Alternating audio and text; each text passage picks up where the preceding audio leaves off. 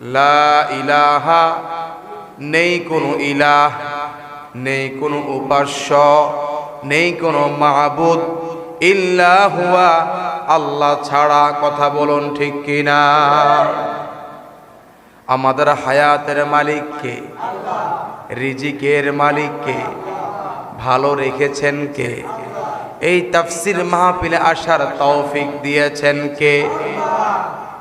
আল্লাহ ছাড়া আমাদের কোনো মাবুদ নেই, আল্লাহ ছাড়া আমাদের কোনো উপাস্য নেই।